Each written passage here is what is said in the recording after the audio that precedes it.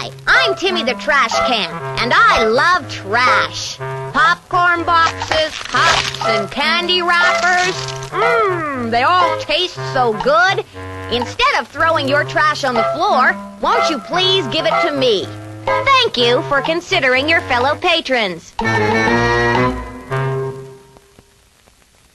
Welcome to the Tim Dillon Show, everybody. It is Tuesday, October 1st, the beginning of Sober October for Bert, Ari, Tom, Rogan. I'm leaving in a few hours from this porch to go and get on a tour bus. We'll fly first, and then get on a tour bus with Bert Kreischer, and then I'm opening for him on the first leg, the first couple of dates, the first week of his Body Shots World Tour. Very excited for that. Bert's sober. I'm doing keto. So it's going to be a lot of fun. A real wild time. But it should be good, man. I'm really psyched and pumped to see people. And we just got back from Logan Paul's house. We just did Impulsive, the podcast. A lot of fun. There's a helicopter going over. We're going to give that a minute. Logan Paul, man, beautiful home. Ben said it. Ben was like, he lives like the kid in Blank Check. Yeah. Like there's toys everywhere and cars everywhere and friends everywhere. It's a good life. Really is. And he's actually a nice guy. He's training for that fight he's doing with KSI. And we had a great podcast there. It was a lot of fun, you know? And I explained in the previous episode with Ray the futility of being angry at the YouTubers. That's over. You can be angry at them. You can be angry at anybody. Doesn't matter, you know? That whole, response that Theo got when he had Logan on and response that I got, "What? I can't believe it. How about no?"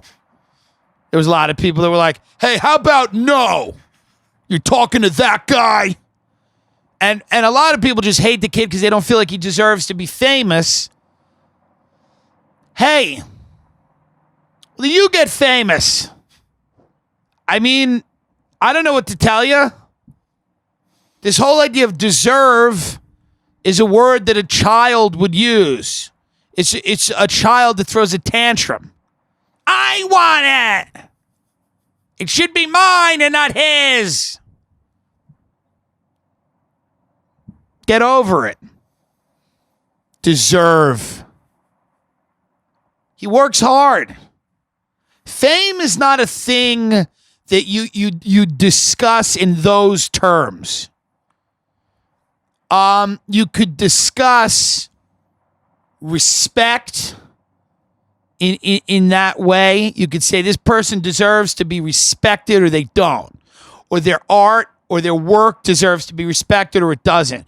You can have conversations using that framing when you're talking about respect, when you're talking about legacy, when you're talking about influence. But when you're talking about something as fickle and as vacuous as fame, especially right now, you'll find yourself chasing your own tail. This person deserves fame.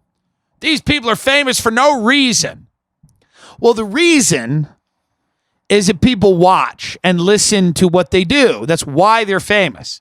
And I'm not even trying to be a contrarian here. I'm saying that is the reason. So your quarrel is really, and I had to realize this, folks. I was kind of one of these people. And this is why people are like, why are you blackpilling all the time?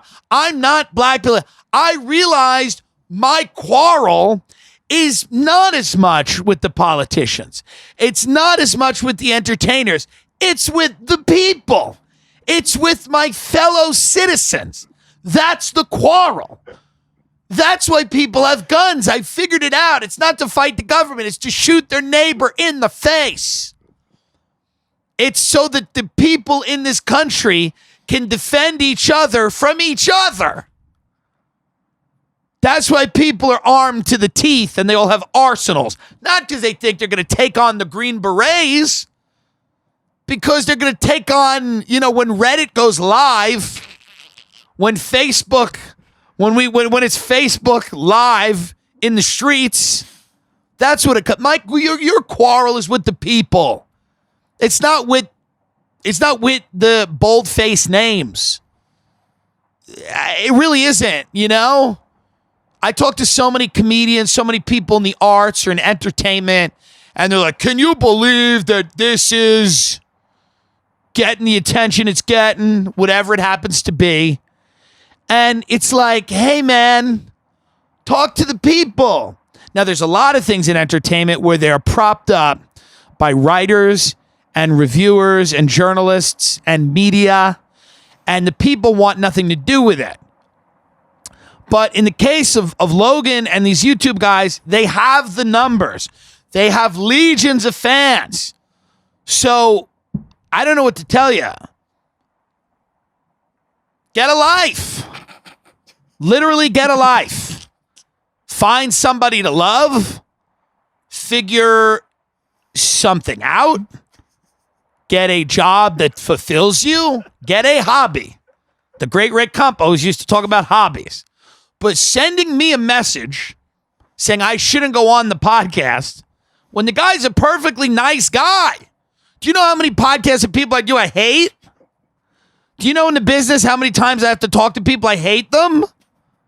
This guy's fine. He's a sweet kid. Now, I don't know. There's things, we've all done things and said things that we don't want on our epitaph. In a funeral, we don't, like in a cemetery, we don't want it on our headstone. Everybody has done that. But you fucking get over it. This rage, When I talk about Doja Cat, I don't begrudge her fame. Of course, Juicy is a song. Of course, she's famous. It would make so much less sense if she wasn't famous. That song on YouTube, Moo, where she goes, bitch, I'm a cow. Bitch, I'm a cow. I'm not a cat. I don't say meow. Of course, that has 54 million views. Go outside. Talk to someone. Anyone. You'll get it. Watch a few minutes of the news. Look at our political leaders.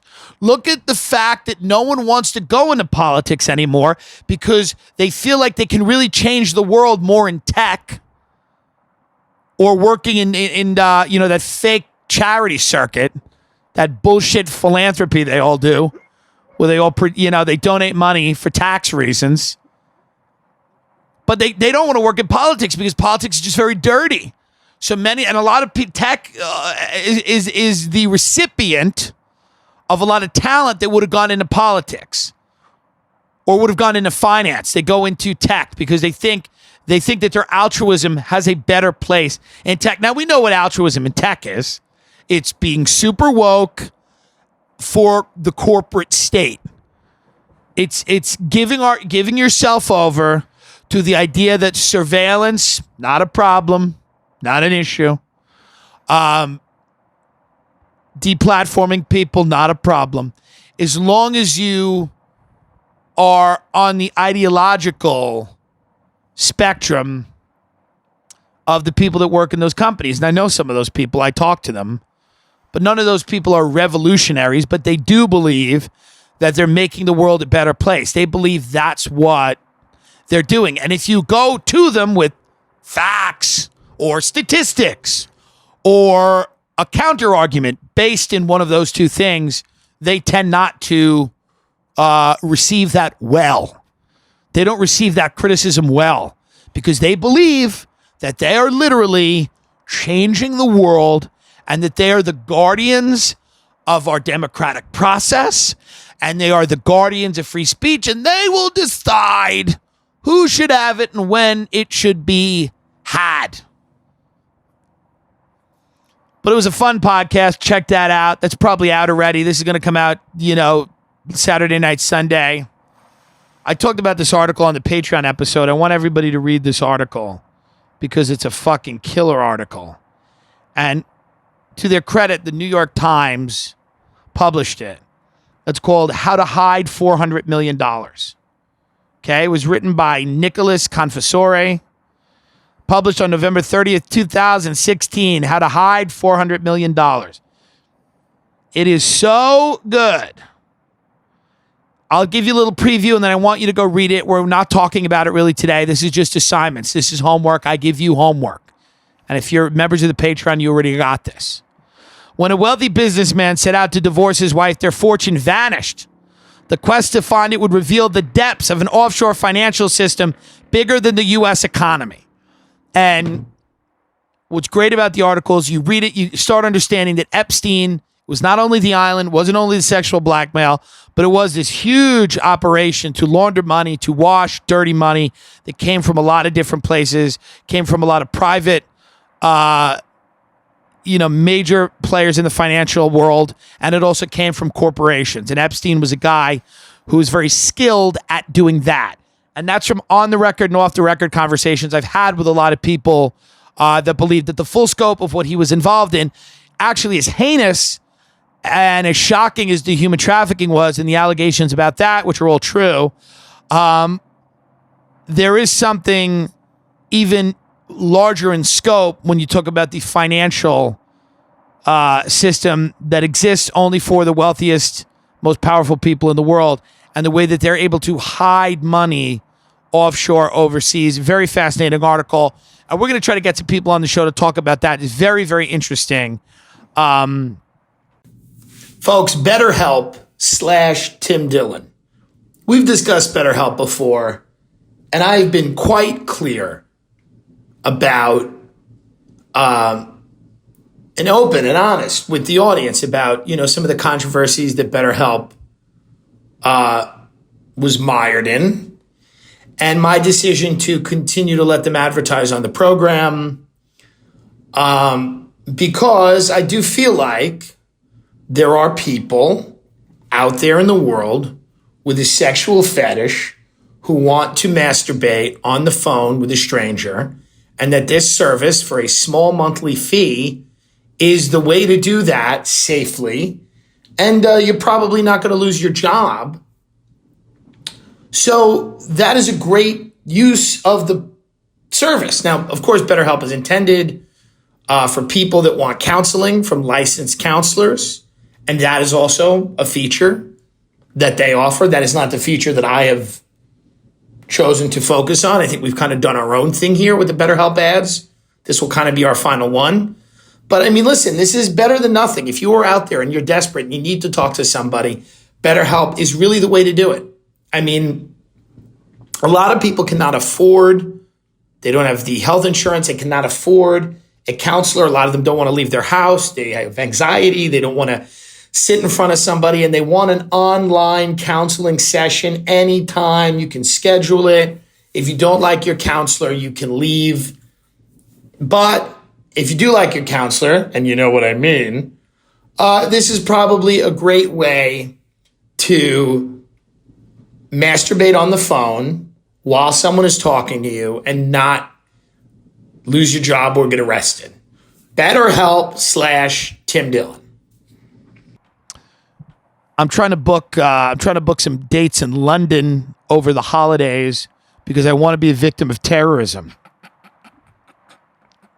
In the UK, I've sat down with my agent. We said it would be really good. It would kind of get, I don't know that I'm a sympathetic figure, but I feel like if I'm plowed down in a open street market in Britain by somebody, not hurt, but just kind of knocked off my axis, I think it might make me look a little better. But no, I'm seriously thinking about going over there, doing some shows, and then maybe shooting a special that I might distribute myself over at the Stand Comedy Club in Glasgow, which is one of my favorite rooms in the world. And I love going over there. And I haven't really been on a vacation in a long time. Like, I haven't been on a vacation, and the vacations I went on when I was a kid were okay. My parents took me to one place called the Enchanted Forest, which is, I think, up by Canada, by the border. I don't know what the fuck they were doing. They're probably trying to sell me to pedophiles who then, once they saw me, reneged. And they were like, okay, I guess we'll have to take them to the theme park now. And then I went to Disney World twice. We've talked about that ad nauseum. I went to a castle in Scotland with my dad. We talked about that. We did not take a lot of vacations as a family. It was not a thing that we did. And I don't take a lot of them now because I don't have a lot of money. And, you know, so I would like to get over there to the UK to feel what's it about? What's going on over there? You got Brexit. You got Boris Johnson. What's the deal? Let me sink my teeth into that socio-political climate. Go and criticize their food. You know? Get a British twink. You know, one of them is really goth and pale. You know? Maybe one of the Harry Potter kids who's grown up, is now on drugs, spent most of their money. Me and Ben were watching today. We were watching, like, you remember, if you grew up, you remember TGIF, and you had Family Matters, Step by Step, Boy Meets World, and Hanging with Mr. Cooper. Those were like the shows you would watch as a kid. Friday night, TGIF. Thank God it's Friday. And I don't know if they even have TGIF on ABC anymore. They probably don't. But those were like the shows for kids on Friday night. It was a fun... Yeah, that ended in 2003. It ended in 2003. Then all the kids started watching 24. They started watching Jack Bauer, torture terrorists. There's a ticking time bomb. We need to get information from this terrorist before a nuclear weapon goes off. Jack Bauer will do it. Nothing, I love that very few pop culture phenomenons did more to legitimize torture than 24. 24 was cited as a reason that torture worked. People forgot that it was a show. It was a show, and people would be like, well, you don't understand. Did you see 24? And you'd go, well, that's a show. Yeah, but that's the way it happens. No. Yeah. No. Usually when you have a ticking time bomb scenario, it's too late. Okay, dum-dum? That's too late. It's not working. When the bomb is already in place and it's literally ticking, that's movie shit. That doesn't work. But I love that was a pop culture phenomenon. 24. We're going to look back at these shows. It's going to be amazing to look back at all of and they were not even good, like all of these garbage things that made us think that the Iraq War was like a good idea. All these movies that made us think that these things were good. Well, what about Flight 93? That was a great... Dad, how did 9/11 happen? Watch Flight 93. Shut up. Will you just watch it? What? He said, let's roll. And then he killed the terrorist on the plane. And then he took that plane and he captured bin Laden. We won't even know. We won't even know what the real, because our minds will be melted by drugs and food and Adderall and Taco Bell. By the time our kids come to ask us, try to explain any event to your children. It's impossible. I mean, can you imagine 15 years? You have kids, you're trying to explain to them like the Iraq War. You're like,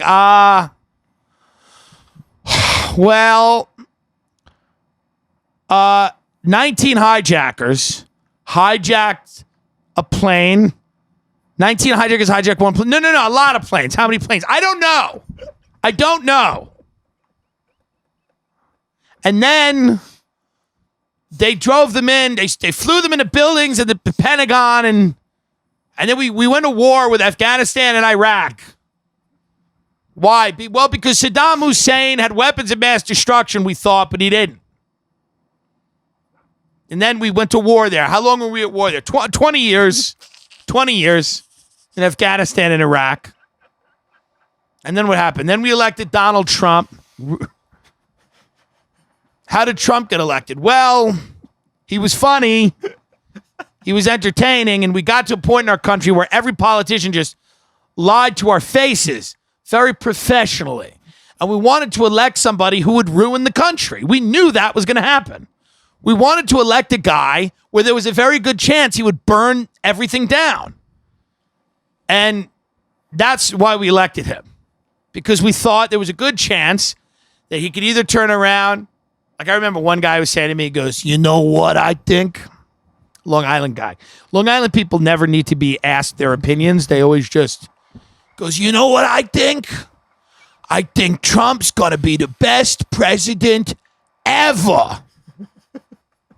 I was like, okay. And then if you ask, it's great about Long Island, ask him a follow-up question. They go like this. You go, why do you think that? They go, watch.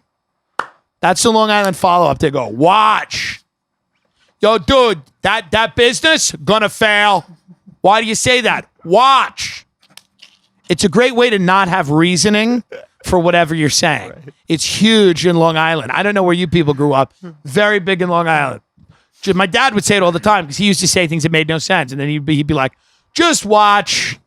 Just watch. And then you'd watch and it wouldn't happen. And then, of course, you wouldn't bring it up to them again.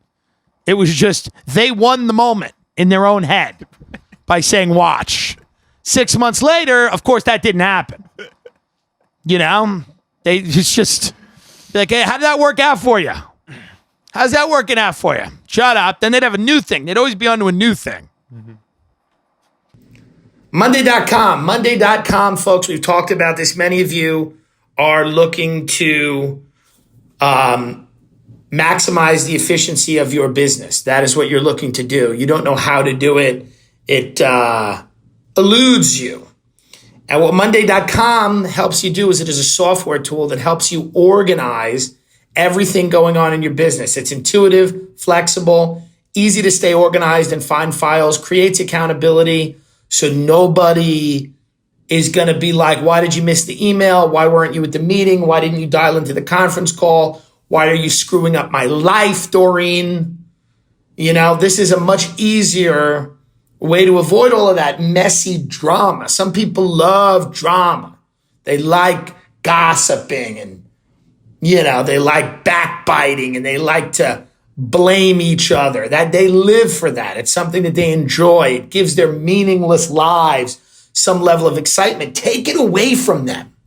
Take that coffee clutch, that gossip away from them and make these people work. Make them find truly interesting things to sink their teeth into. Do not give them the gift of office drama because you know they love it. Okay? Monday.com/Tim, all lowercase. Monday.com/Tim, all lowercase letters. You will get a free 14-day trial. There's no commitment. You can check out Monday.com, see for yourself how helpful their software is. If you do not like the software, you do not have to buy it. It is a 14-day free trial, but I guarantee you, after this, it's going to work so well, you're probably going to fire most of your employees, and then they can figure out what to do with the rest of their lives and how to feed their kids because you are organized, streamlined, and you don't need them. So you kick them right into the street, and you keep going, doing what you need to do to make your business a great, efficient machine. That's why I recommend Monday.com. You're getting that 14-day free trial. And make sure you use that exact link. If you're using my link, there will be additional savings even after the free trial if you choose to sign up. So Monday.com/Tim, 14-day free trial. That, my friends, is the move. That's what you need to do. One of the glimpses into insanity that I got, and I got a lot of them, and I've probably given many people some of them, but one of the glimpses of insanity I got that I take with me and I found to have a lot of value, comedically and otherwise, was a man named Howard. We called him Howie.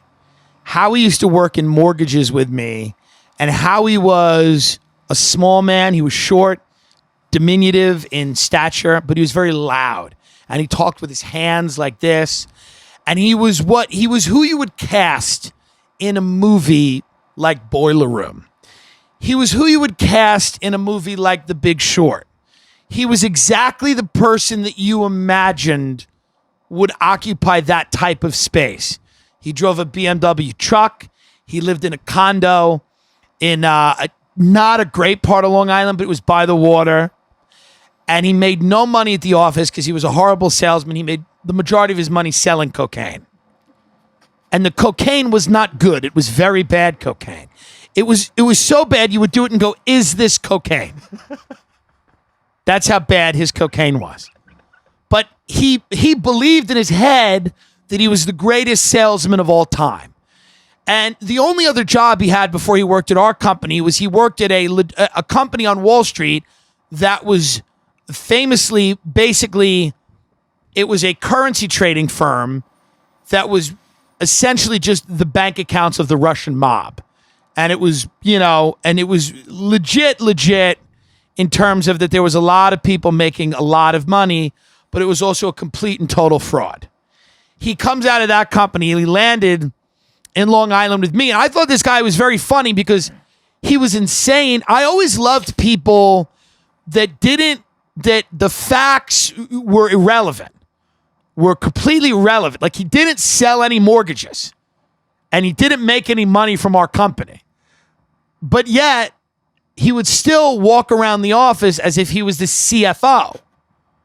Like he was the CEO. Like the guy didn't care that he wasn't, and he would say that he wasn't making money because the company sucked. Like everybody else was making money.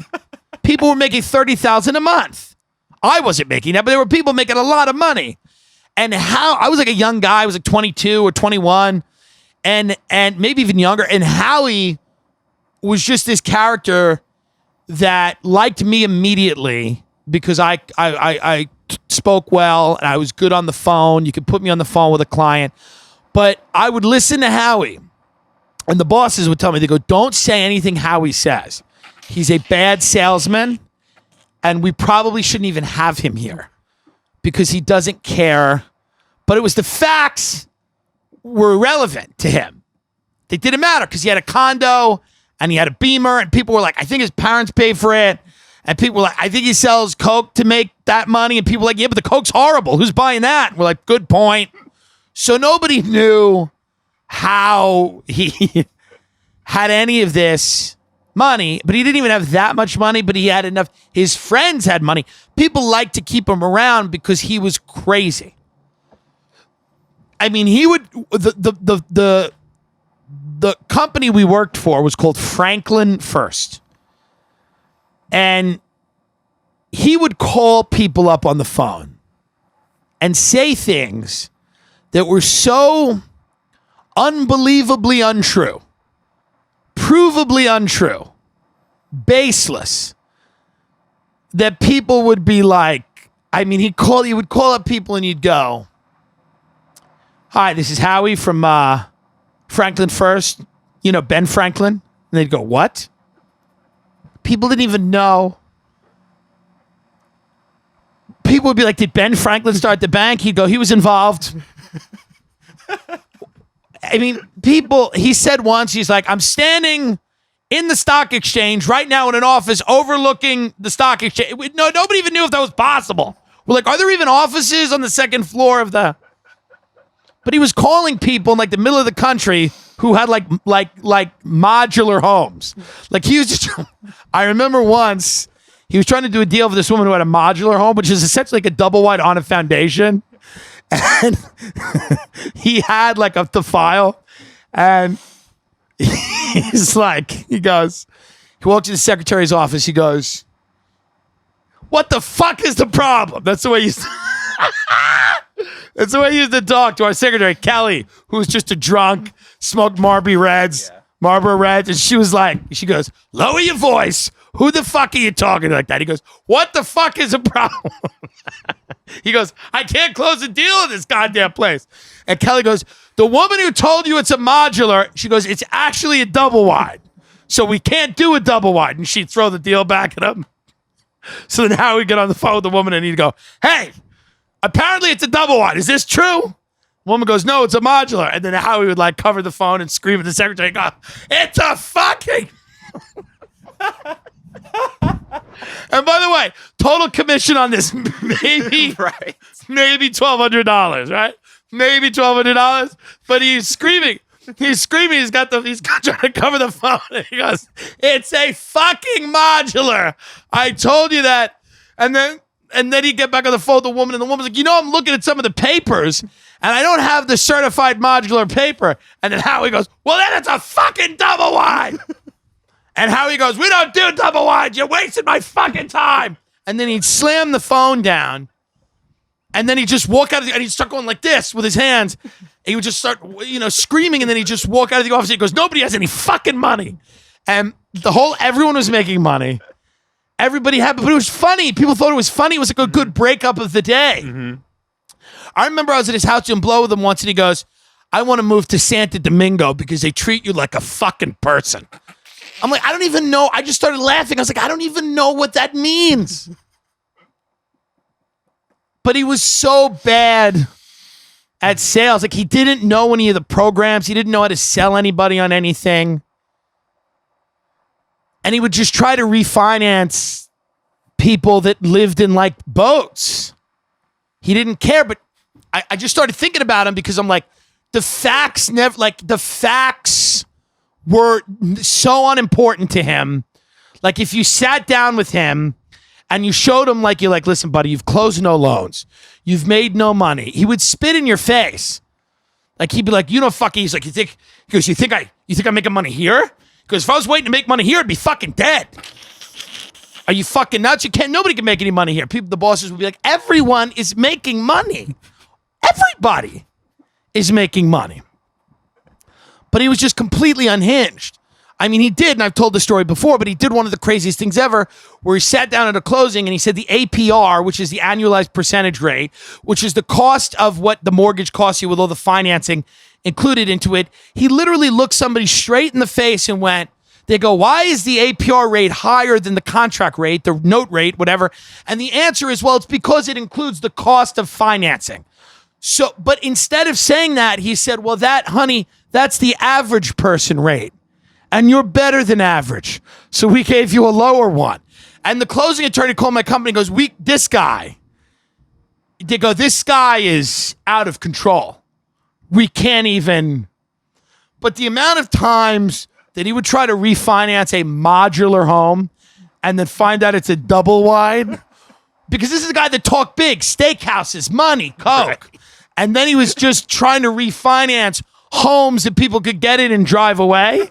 And then he would find, because to be a modular home, like, you'd hear him on the phone, he's like, yeah, we do modulars. Do you have the modular certification? And then somebody said to him, they're like, what are you, a mobile home specialist? He goes, will you shut the fuck up? I'm on the phone with a client. And he'd be like, do you have the modular paper? Can you please bring me the modular? Oh. I mean, but it got me thinking, what we were talking about earlier in the show is like, there are people that you'll meet in life where the statistics, the facts, the real story, what's actually happening, have no interest in it. It's like they feel about reality the way I feel about astrology. I know like a little about it and I don't really care. I see it occasionally in a magazine briefly. And I'm like, oh, that's interesting. That's the way a lot of people feel about reality. That's the way Howie, there was this guy, Uncle Mike, that used to work there, and he was like the older guy. You got to realize, all of this is a company started by a 24-year-old who used to sell drugs, and his lawyer was like, we can't get you off if you get popped again. You got to sell something else. So he discovered mortgages, and he started making like $90,000 a month because all the guys that got kicked out of stocks went into mortgages.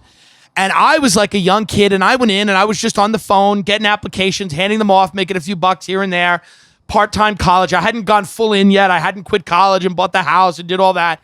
But I remember going into this office, and there was an older guy who drove a Honda Civic, this guy Mike. And Mike was the guy who owned the company. I don't want to say his name. I don't want to say everybody's name. But the guy who owned the company, his uncle was like the guy that was supposed to be the office manager, the HR guy, human resources. And he was a respectable guy that was lured out of some version of corporate America, but he drove a Civic. So Howie would be like,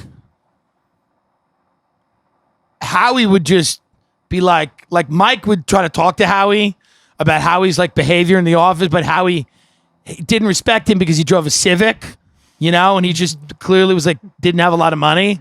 And nobody knew how Howie had money, but he had some money. So Howie's just like, I'm got a guy in his Civic. He goes, I got a homeless guy telling me how to behave in this office. He goes, I mean, I don't understand. He goes, how does this office work? You have a vagrant telling me how to conduct myself in the boardroom. He used to call the office the boardroom, by the way. I mean, it's like, if anything could have been less of a boardroom, it was this. Mm-hmm. We gave the guy who delivered, there was a deli called Sujan's where this Asian guy would make sandwiches. He answered, go, hey, Sujan. And you go, hi, Sujan. And I go, hi, can I get cracked pepper, turkey, ham, lettuce, tomato, mayonnaise, cracked pepper on a Hero, macaroni salad, Nestle Quick. Talk about a lunch that'll take you out of the game. Sujan go, yeah, okay. And then he would send the Spanish guy that we called Eddie. Who knew what his real name was? It was Eddie. So Howie, swear to God, hired Eddie to start calling Spanish leads. Okay? Howie was like, the reason that I'm not making money is I can't speak different languages. Everybody's like, no, the reason is you don't even know what you're saying. You sound like a crazy person.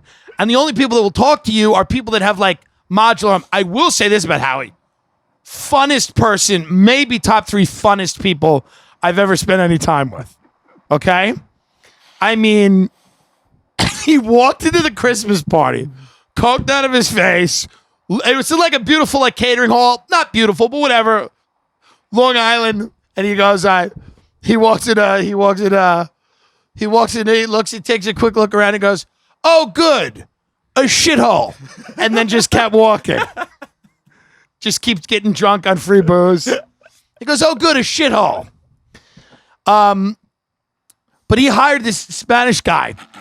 3 days later, the Spanish guy starts crying in the office. We're like, Eddie, what's wrong? Howie gets him to quit his job delivering food at Sujan's Deli. Howie gets him to quit his job. He's like, I'm not working. I have no money. Howie not give me nothing, man. He give me nothing. And like, so Uncle Mike had to call Howie and he goes, you can't do this. We never hired this guy. Howie's like, I don't have to run my decisions by you. Mike's like, you absolutely do. You 100% do. You don't know who this guy is. You have him in here calling leads. He's now crying. He's upset. You got him to quit his job. He has no money. He has a daughter. Howie goes, I didn't tell him to have a daughter. He has a daughter. But this is the type of stunts that he would pull. Mm-hmm. This guy was bawling, this poor guy. We went over to him. We're like, we're sorry, man. People are giving him money. Howie's standing outside smoking a cigarette. We're like, dude, your guy you hired is crying. Howie's like, well, whatever works. Is he doing it on the phone, trying to sell leads? We're like, no, he's having a breakdown because you're not paying him and you got him to quit his job. Howie's like, well, smoking cigarettes, well, he used to do that a lot ago. Sociopath. Just crazy. I mean, the guy was bonkers, but so much fun that like, it's hard to describe how much fun he was. And a guy like that, you're like, oh, he couldn't even do that much damage to anyone because he could barely sell anything. Right. So like, as much as you'd want to blame someone like that for the financial crisis, he's maybe the most innocent person in the building because he didn't sell anything. He was just selling cocaine to people that would have bought cocaine anyway. In that mortgage office, 2 people died of an overdose in the time that I worked there. 2. One of them was a friend of mine who I really liked. He died, and we all went to his funeral. It was fucking crazy. And he died, and then a secretary also died, and the guy who sold my friend the drugs worked in the company. So then he had to leave and go somewhere. It was kind of like wild. It was a wild time. I don't know how many of you have worked in that type of environment. Probably not many, but it was fucking crazy, dude. And we start, I still remember that, having to go to the funeral, having to go into work, and, his parents being there, his sister, going into his desk, seeing his desk. It was very, very hard. And this guy was a great guy who died. And it was like sad. It was it would ripped everybody up in the office. It tore everybody up. And the guy that sold him the fucking drug, was in the office. So it was it was a crazy time to exist in this space. So that guy could never go back because people wanted to kill him. This guy's friends were like, we're going to kill this guy. You shouldn't have sold him that, And I mean, of any situation that I've ever worked in, that first company that I did mortgages in was the craziest group of people. Forget comedy for a second. Just let's talk about the real world being out there. The amount of people that were assembled in that office were some of the wildest people and the craziest people. There was a guy in that office. There were so many people in that office. But there was a guy in that office. And I mean, I can't say names, but I wish I could, because these people's names are so perfect and you immediately start to understand who they are if I said their names, but I can't say their names. But there was a guy in the office who was an older guy. He used to wear a button-down shirt with it was down to here, and just his chest hair out.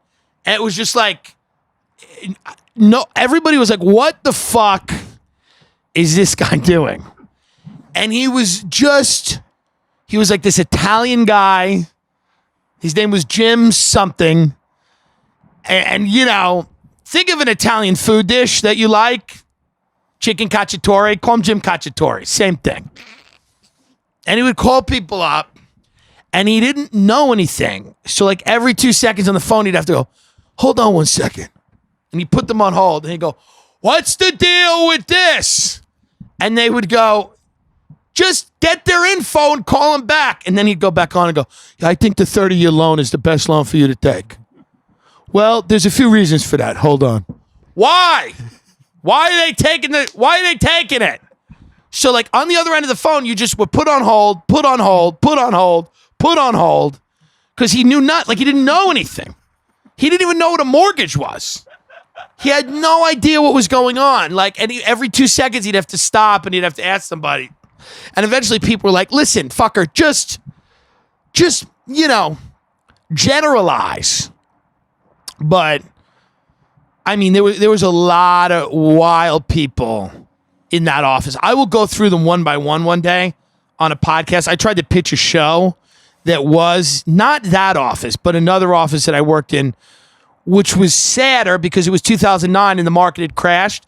So it was sadder and therefore funnier, the 2009 office.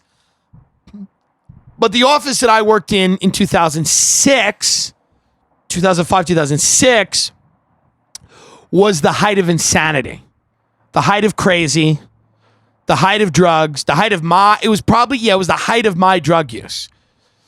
It was when I would take a morphine, somebody hand me a pill, and I'd be like, what is this? They'd be like, it's morphine. I would take a morphine pill and get into my Oldsmobile 88, which barely worked. I would hit the brakes sometimes and the whole car would stop. And I was on morphine. And I'm like, oh boy. Starting it again, getting it going, and then I'd have to continue to drive home. But legitimately, and that's when the coke came back heavy. The coke came back super heavy, and I owed money. One time I owed people thousands of dollars, just cocaine. And I would just sniff a line of cocaine, and then I would just call people on the phone and be like, hey, how are you? This is Tim Dillon with Franklin First. How's everything going? And then I would, try to pitch them and everything and just do more cocaine and more cocaine. It was bad. It got to a point where I was I forget where I was living at that time. I was living in a windowless basement apartment in Massapequa, Long Island, doing cocaine. And then I moved into another apartment in Long Beach, which I barely lived in. And I was doing cocaine there. It was this, and then I finally bought that house. But the drug regimen was strong. And it was a lot of late nights at that guy Howie's house, just sitting there, listening to him go crazy. Sometimes his coke was better than others. If he was doing it with you, it was okay. If he was selling it to you, it was horrific. And then we'd go out as a company. We'd get in this little limo, this little shitty old limo. I would drive into the city, and then we'd go to these nightclubs. And then, these goons would party, and we'd just dance and drink with chicks and do coke. And then the boss of our company just punched this guy once. So then we all got kicked out. It was just like that type of event. Or we'd go to this place, Mirage in Long Island. And Mirage was like this, it was this massive mega club right in the middle of Long Island. And it was like, Gold Digger just come out and all these crazy songs. Everybody would just dance and do blow and drink. And it was just a True Religion jeans and a lot of cocaine. And it was like,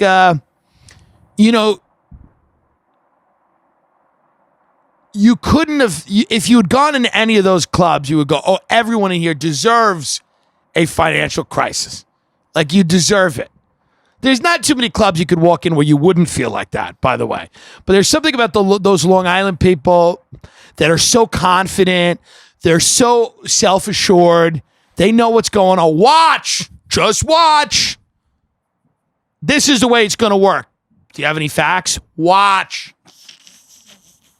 There's something about seeing those people have a good time and really just drink and get loose where you want that. You want something horrible to happen. You sit there and you look at these people and they're getting away with it, all their ignorance, all their idiocy, and they're dancing around. And you go, I just kind of want a crisis, a financial crisis to just kind of thin this herd. At least there'll be less of them. At least there'll be less people dancing in this warehouse if we thin it out, But it was some of the, and I wonder where those people are right now. I don't wonder I'll ever try to get in touch with them. Not that much. I don't wonder that much. But I do wonder what happened to some of them because some of those people probably ended up in jail. I heard that guy ended up in jail, Howie. I could be wrong.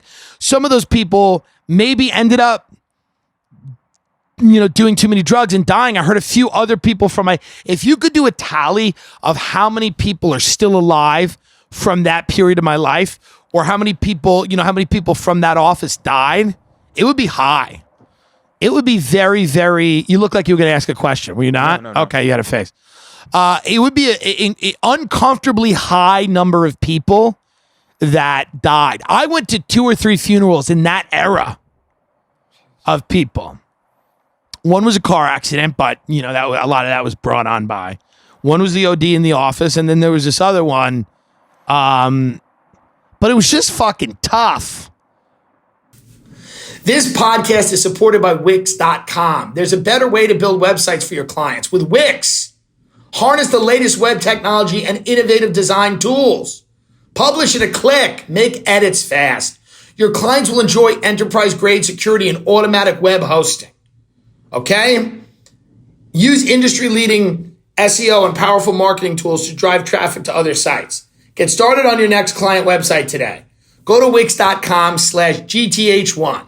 Wix.com/GTH1. Scale your web business. I'm sitting on the toilet of a Hilton in Houston, Texas, and I'm telling you right now, if you do not have a website in this fucking world, you're over.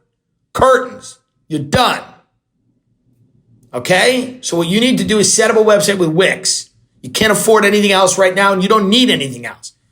They are professional sites. You can use them to market yourself, get yourself out there.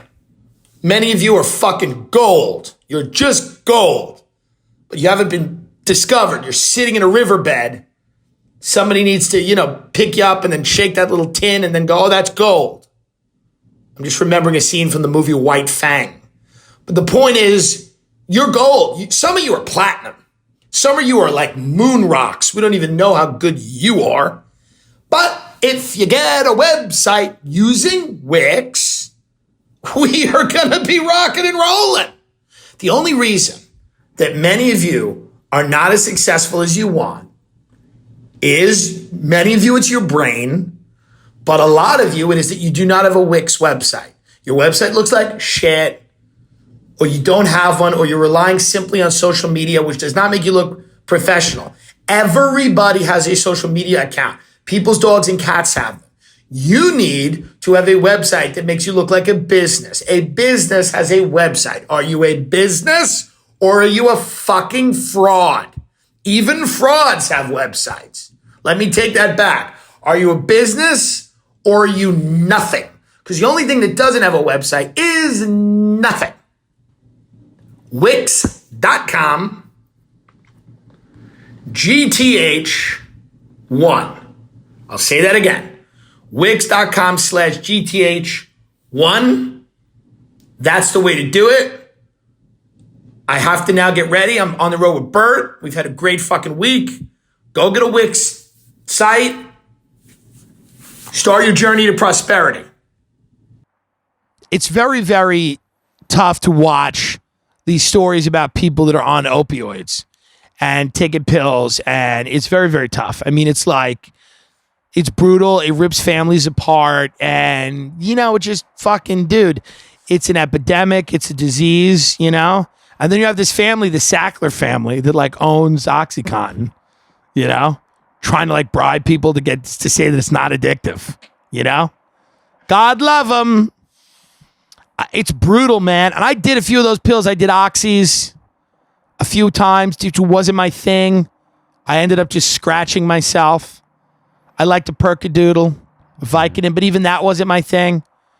You just scratch yourself, you get euphoria. I mean, I loved Percocet in the morning. Percocet in the morning, you get in your car, you take 2 Percocet, you get 2 eggs over medium bacon and cheese, salt, pepper, ketchup on a roll, and you get a double latte from Starbucks. And you just drive to work with that. And then you fart and you'll kill yourself by the fart of all of those things. You'll literally just kill yourself in the car. But I would drive to work and I would smoke 7 cigarettes and the perky high is great. And then you're at work and you start itching and you're like, it sucks. And you always felt strung out.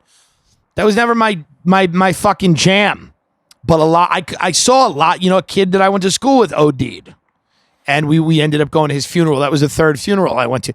There's a lot of people out there. Dude, there are drug counselors, people who've spent years in drug counseling addicts, and they go to funerals every month because they know that. So if you're out there, if you're listening to the show and you do anything like that, get help because you cannot kick that alone. Gary Vee isn't going to help you kick it. It's not getting a positive attitude. Go to a rehab, go to a program if you can. I know with insurance it's shitty, but I know a lot of people that die. It's not something that people recover from. It's not like falling out of ketosis, getting back into keto. Oh, I had a biscuit. Uh-oh. That's not this. This is a major problem. And when I look at the height of my drug use, the height of it was in, I would say, 2006, 2007, when I was just a worthless drug addict, totally worthless, completely incapable of functioning without not only drugs, but the idea that there would be drugs if I did this and that. I'm like, well, I'll be able to get high if I complete these tasks. I'll be able to get fucked up. And dude, what kept me alive is that I didn't mix drugs. I was kind of a pussy. When I drank, I drank. When I did coke, I did coke. People always thought that was so weird. When I did pills, I did pills. I didn't drink and do pills. I did not mix drugs. And I was a purist. But I think that's what kept me alive. I think if there's anything that kept me alive, it was luck, maybe some form of genetics, and fucking the idea that I just didn't really mix a lot of those drugs. Because you see when these SoundCloud rappers, and I am dating Little Xan, when these SoundCloud rappers, unfortunately, a lot of them die because they mix. They take lean. I don't even know what is lean? Cough syrup? Yeah. I mean, a real issue here. The kids are really, the drugs kids are on today, I mean, it's crazy. It's literal pharmaceuticals. Literal. They're ordering them from Merck and Novartis. I mean, these kids, and they're all tiny little kids, and they're so fucking high. They're so tiny and so high. So small and so fucked up. It's amazing when you see somebody that small be like, yeah. Just completely. How long have we done here? 48. Okay. We're about to wrap this puppy. Get the fuck out of here. I got to go on tour with Bert. We got to start doing some sketches. We're going to put together some more of that mortgage stuff. I don't know the best way to do that. Maybe it's animated, maybe it's sketches, but we need to take that. It's got to go somewhere. I was trying to pitch a show where a lot of those stories would go in there, and unfortunately, it's just not on anybody's to-do list. It's not on any network's to-do list. But dude, the reason that I've always liked those types of people, and the reason that I connect with them, even as a comedian still, is because when you start like any job that's creative, or maybe it's your own business, in the beginning, nobody believes you. Everybody thinks you're full of shit. So the facts have to take a back seat to the idea and the ideas and the delusion. And that is incredibly healthy. You need that. You can't overdose on the delusion because you end up 38 with 4 roommates in a coffee house talking about, you know, Russia and Trump and Mike Pence, and you're tweeting at Bernie Sanders that he's a Russian agent. That's when too much delusion, no good.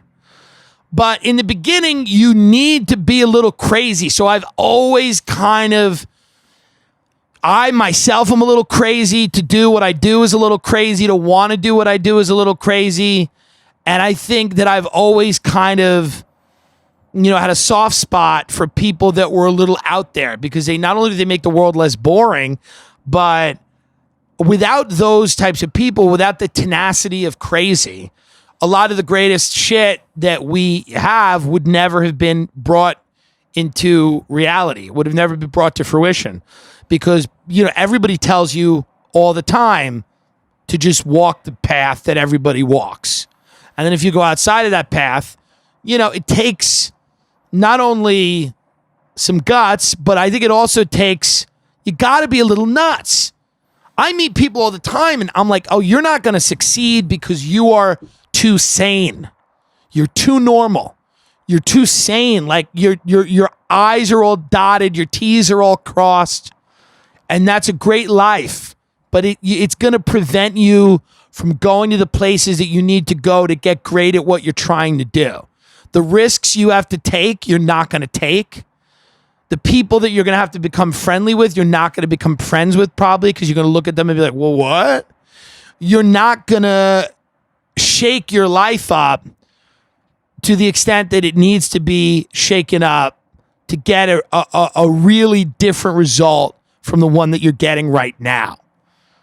And so when I talk to people message me, like, they're like, do you have any advice on comedy? People message me and it's like,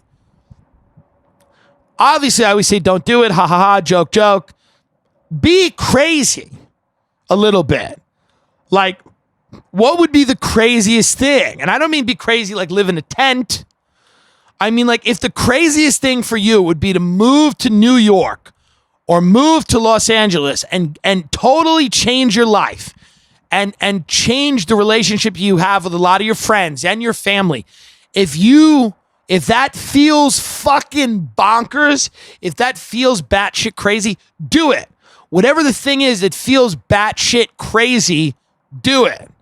Because if you don't do it, you might regret it. You might not. You might regret it if you do it. Now, here's where it's like, because that you're like, well, I thought you hated Gary V. Here's the other part of this. This is what Gary leaves out.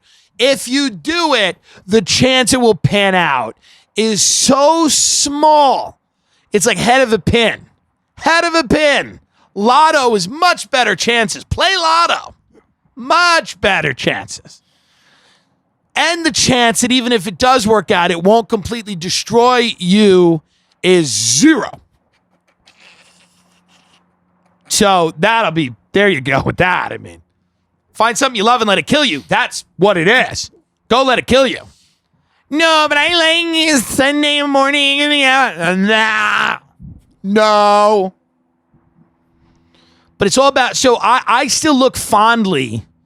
I look at my time with those people fondly, even though they were crazy and I don't know where they are now.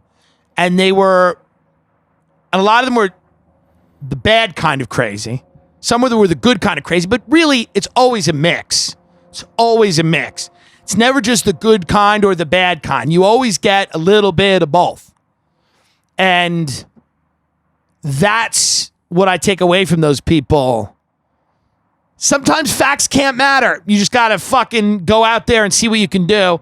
And then sometimes facts should matter. But you got to land on Earth eventually. You got to land.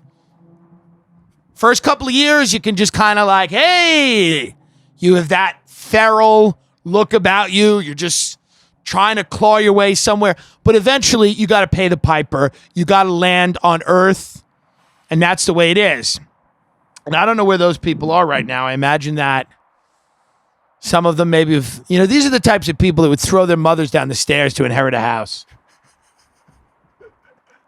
I mean, literally would push their elderly mother down the stairs.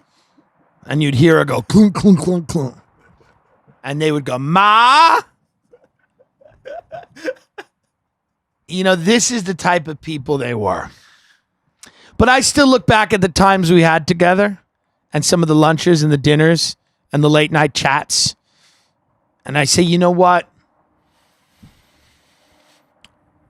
They were very, very, very bad people. Maybe. Who am I? God. But they were a lot of fun. And fun people go one of two places.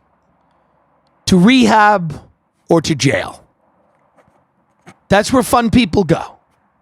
Truly fun people. Not like, Uncle Terry's fun. Remember when he dressed up like a shut up? That's not what I mean. I mean really fun people. Really fun. Like 100 miles an hour in their Porsche Cayenne, doing rails, screaming, smoking butts, laughing. Fun. Real fun. Not you goofball shit.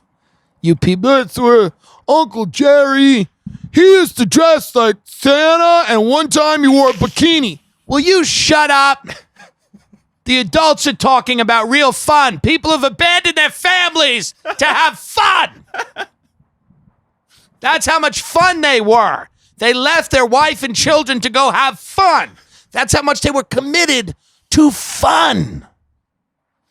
And those people, unfortunately, the window of time they can be fun. Sadly, very short. But those people sitting in that modular home in South Carolina, they're better off for having talked to one of those psychopaths. Maybe. I don't know. Probably not. But it was a way for them to pass the day. No deal got done. Nobody took their house. I mean, nothing happened. It was just some wasted time.